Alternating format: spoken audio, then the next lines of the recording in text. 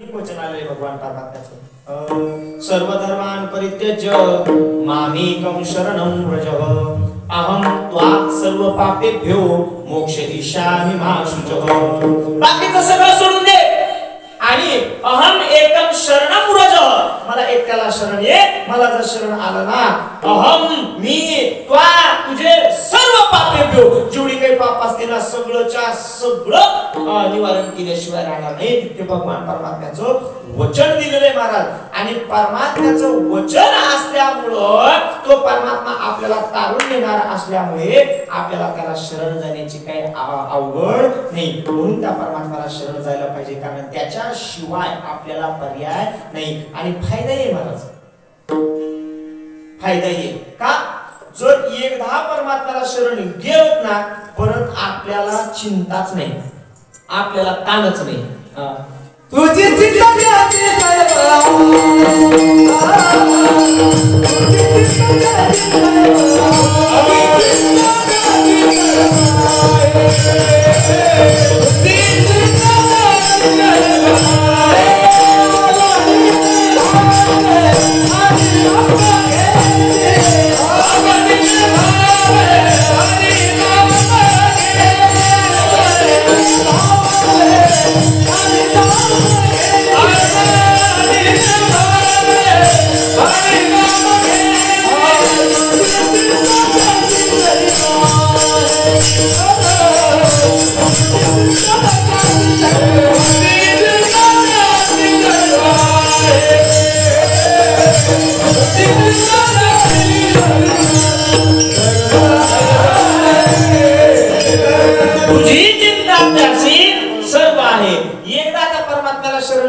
सर्व काही चिंता तो भगवान परमात्मा निवारून घेतो। आणखी एक ठिकाणी तो कुबरायचा प्रमाण आहे। आता काय माहितीये का, एवढे गुणीजन मंडळी झालेला आहे, एक वाक्य बोललं की एक प्रमाण येते, एक वाक्य बोललं की। आणि तसं त्या भागाचा मला बराचसा अनुभव आहे। देवपूर भागामध्ये या ठिकाणी बरसं जाण्याचा योग येतो। महाराज एवढी अभ्यासू व्यक्ती आहे, तिथं बोलायचं म्हटलं ना विचार करून बोलावं लागतं, विचार करूनच बोलावं लागतं, कारण गाड्या अभ्यासात आहे। आणि त्यानुसार आपल्याला प्रमाणही तुझी चिंता त्याशी सर्व आहे, तू कोपरे आणखी ठिकाणी सांगतात ना, घालोनिया भार माता अवघी चिंता वारली।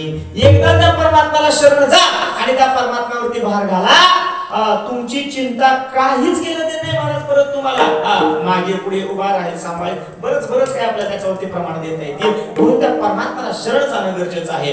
जो होय माझा अनन्य शरण तयाचे मी निवारी जन्म मरण, इथे परमात्म्याने आपल्याला वचन दिलेलं आहे। एवढं आपल्याला सर्व, आणि विशेष म्हणजे साक्षीदार कोण आहे? न्यायालयामध्ये खटला चालतो, पण न्यायालयामध्ये जो आपली बाजू मांडतो त्याची बाजू खरी आहे ती दाखवण्यासाठी साक्षीदार लागत असतो।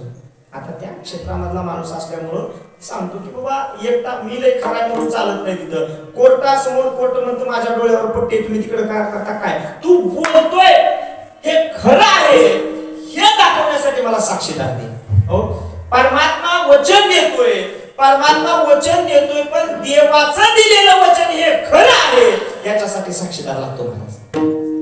आणि याला साक्षीदार कोण असेल तर याला साक्षीदार माझे संत आहेत, याला साक्षीदार माझे संत आहेत। आणि त्या साक्षीने तू कोपराय सांगतात की बाबा हो याला आम्ही साक्षीदार आहेत। म्हणून तुम्ही काय करा, त्या परमात्म्याला शरण जा। आणि एकदा परमात्म्याला शरण गेला तर तो निवारणार आहे। पण देवाला शरण जर जायचं असेल तर देवाला शरणागती कशी करावी, थोडस शॉर्टकट मध्ये बोलतो।